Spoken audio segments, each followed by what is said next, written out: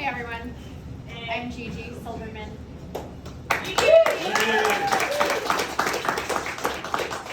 And this story is called A Namesake Day. We spend the whole year getting ready for Namesake Day.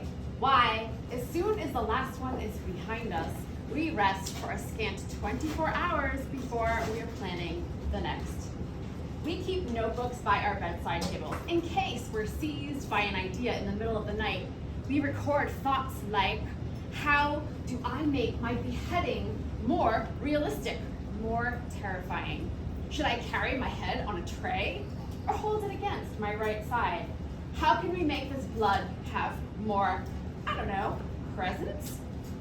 How can we increase the splatter radius? Girls in our town are named after saints and martyrs, and boys are named after warriors. It used to be that we had many namesake days, not just one. The birthday or death day of every teen's namesake was the day they had their big performance. But in the end, so many beheadings and executions and piercings by arrows spread out across so many days, weeks, and months. Well, enjoying those spectacles takes too much time. It was decided that all these events should be rolled into one day, one solitary day where all of us compete for the best and brightest show, the most stunning display of shock and awe.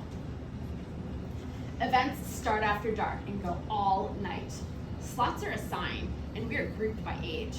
No one ever wants to go first in their slot. Everyone wants to go last. But to go last is taking a huge risk. By then, you might be exhausted from staying up all night watching everyone else strut their stuff. You'll start second-guessing yourself, getting inside your own head. What if your show fizzles and falls flat? What if your performance can't top the last girl's? What if you don't have a pyrotechnics budget or a consulting illusionist to help pull it off? The worst of all, what if no one believes your pain? My name is Lucia, named after Santa Lucia or Saint Lucy, and this is my last year to prove myself, to make such a spectacle on Namesake Day that it will haunt future generations. I want girls to whisper, never again will we have the power to create so much drama. Never again will we be as stunning in our display of suffering. Never again will we win Namesake Day. My twin brother, Vladislav, named after Vlad the Impaler, practices his monologue today, working on his Wallachian accent. His voice booms through the house. As a young child, I was captured by the Ottoman Empire, and I witnessed extreme torture.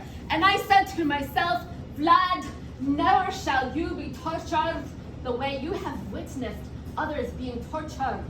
No, Vlad, you shall become a great warrior. You shall instill fear in the hearts of men, women, and children, and your name will carry through history. Your name will live on. Then there's a blood-curdling war cry. My brother and I are competing in the same age class, but we are separated by gender, like the Olympics, but for theatrical displays of torture and pain. Peeking through a crack in my brother's door, I take mental notes. Work on my accent, work on character motivation, work on extreme show of emotion. Lucy Goose, I can hear you breathing like a stalker. Jeez, just commit already. There are no secrets between twins. What? I wasn't spying? I swear. Look, it's all right. You're not the person I'm worried about. I mean, we don't even compete in the same category. But I am worried about all the other dudes trying to mac on my game this year. You know, all the other bros named Vlad, not to mention Alexander the Great, Hannibal, Spartacus. He pauses and mutters, shit, totes fucked. He whips open his door and pulls me inside, eyes wide. Did you see anyone skulking in the bushes outside? What do you know that I don't? No, you're safe. I mean, I think you are. There's a reason Dad installed all those wireless cams. And don't forget the new Dobermans. No, really, I haven't seen anyone spying on you. The Dobermans are useless. They would show thieves silverware, Vladdy mutters. He seems more paranoid than usual. I take his hand and examine his nails, bitten down to sharp, jagged nubs in his raw, bleeding cuticles. Oh, Vladdy, you're hurting. He withdraws his hands up his sleeves. I know, I'm taking this method acting thing too far. Is it method acting, or are you really feeling the pressure? What do you think? I think you can rest in the knowledge that you're going to be awesome in the true sense of the word. No matter what, the hordes will quake at the mere mention of your name. Vladdy slumps onto his bed. I hope so. Being terrifying is hard work. I sit beside him, sling my arm over his shoulders, and rest my head on his arm. He relaxes at my touch. Tell me about your stuff, loosey-goosey. How's it going? How are the blindings and beheadings? I shrug, trying to hide my excitement for my own work, for the sake of my brother. They're okay. I mean, you know, all in a day's work. Well, don't be so modest. You had us going last year. That 3-phase torture thing was insane. The eye gouging, whoa. Then that fire was really something. And that beheading, holy Moses. How are you gonna talk yourself? I'm working on it. My modest sister, overachieving like it ain't no thing. How are you managing Dad? I asked, changing the subject.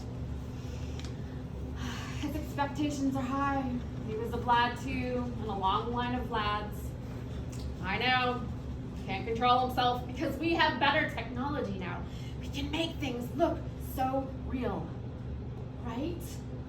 I think Dad is jealous. He's trying to live his unmet Vlad the Impaler dreams through me, and I can't stand it. Ugh, too much pressure.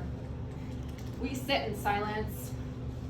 I don't tell my brother all my plans to bring Santa Lucia's martyrdom to life so vividly that people will reel for weeks. I'll be a shoo-in for the world's most prestigious theater academy.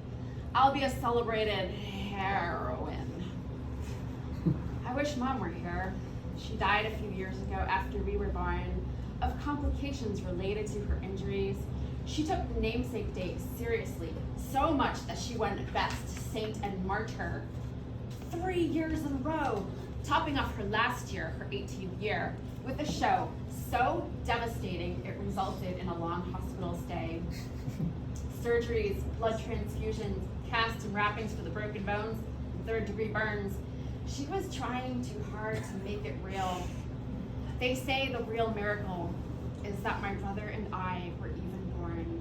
They say our mom should have never gotten pregnant, never mind have twins. Somehow she did it. She brought us proudly into this world. Lucia and Vlad, Vlad and Lucia. We were her precious, hard-won babies. Her future martyr and her future warrior. Legend has it that Dad, who never shows his vulnerability, wept for days.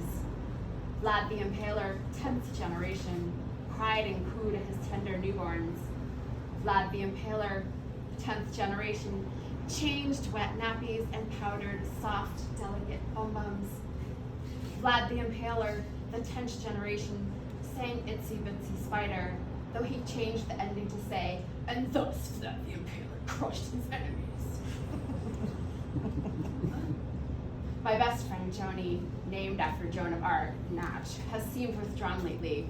I think it's part of her shtick, like method acting. At school, she doesn't come into class when called. Instead, stands in the middle of the field, staring out at the beyond. We all know to leave her alone as she practices her visions. From the windows, we watch, hushed as she falls to her knees, clasping her hands in prayer, as she passionately beseeches her unseen visitor. She's seeing St. Michael and the angels, Michaela whispers. Stellar performance, Andrea gushes. A thespian of the highest order, Catherine adds.